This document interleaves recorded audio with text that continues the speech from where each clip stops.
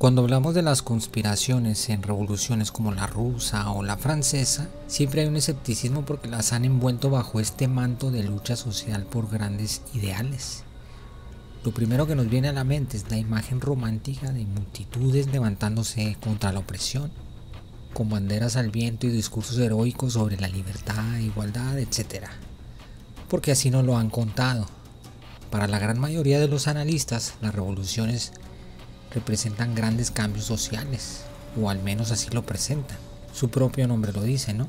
Son grandes eventos de transformación y lucha social.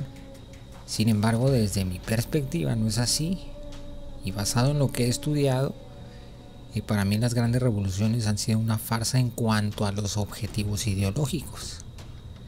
Entonces debemos de mencionar esta perspectiva porque lo que para nosotros podría ser un evento sin precedentes en una lucha de David contra Goliat, para la élite no es ninguna novedad. Ha sido una práctica habitual para destruir enemigos desde la antigüedad. En Grecia se hacían revueltas con los esclavos para socavar el poder de los monarcas. Durante la Edad Media y el Renacimiento eran una práctica habitual.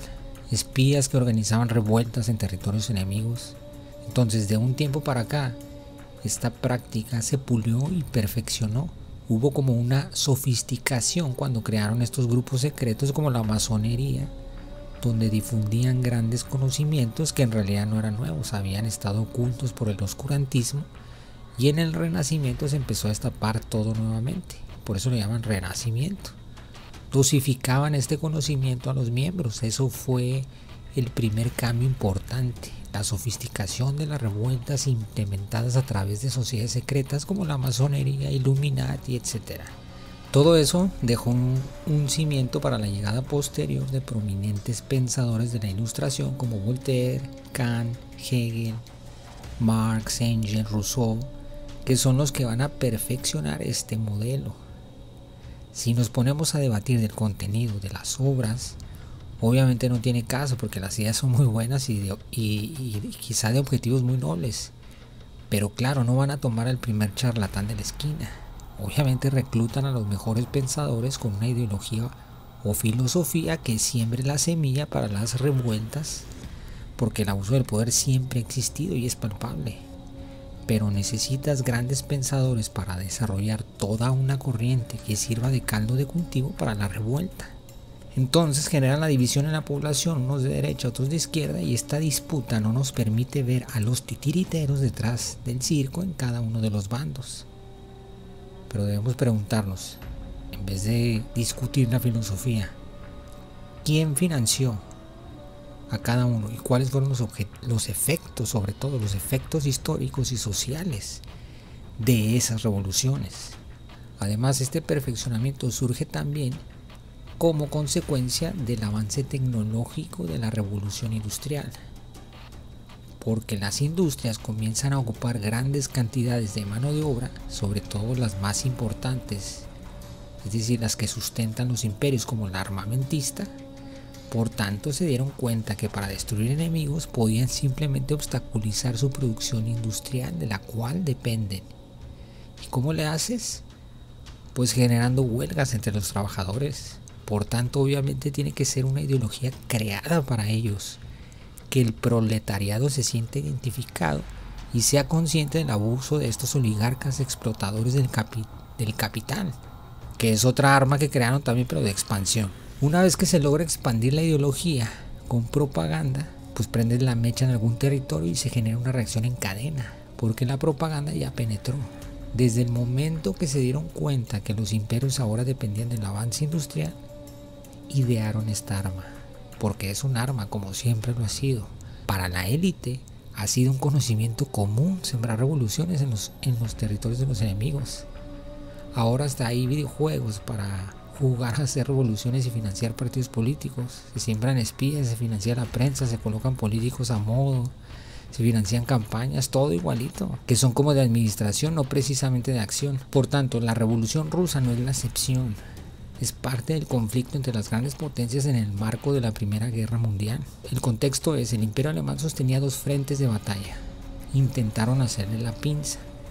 Por el lado occidental, franceses y británicos, y por el lado oriental, los rusos. Si bien tenía aliados como el Imperio Otomano, básicamente estas tres potencias son las estelares militarmente junto con Alemania. Son las que realmente pintan y marcan diferencia. La guerra en Occidente se estanca por la implementación de las trincheras. Se esconden en el piso y disparan desde ahí, por lo cual no hay mucho avance de ninguno de los bandos. Es por eso que luego se crean las armas químicas y los gases para sacar al enemigo de las trincheras.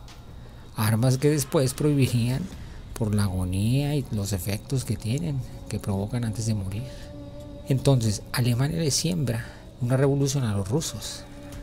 Lenin fue sacado desde su exilio en Suiza y Trotsky también llegó a Suiza desde Estados Unidos, por lo cual muchos autores han supuesto que Trotsky fue financiado por Estados Unidos, pero en realidad el Kaiser alemán ya tenía una estructura que lo apoyaba en Norteamérica desde hacía tiempo. Las cabezas principales de dicha estructura y que financiaron a Trotsky eran Jacob Schiff y Felix Warburg, poderosos banqueros cofundadores de la Reserva Federal. Fue Jacob Schiff quien ayudó a financiar a León Trotsky cuando los bolcheviques tomaron el poder. Antes ya había ayudado también a Alexander Kerensky, pero hubo rupturas ahí.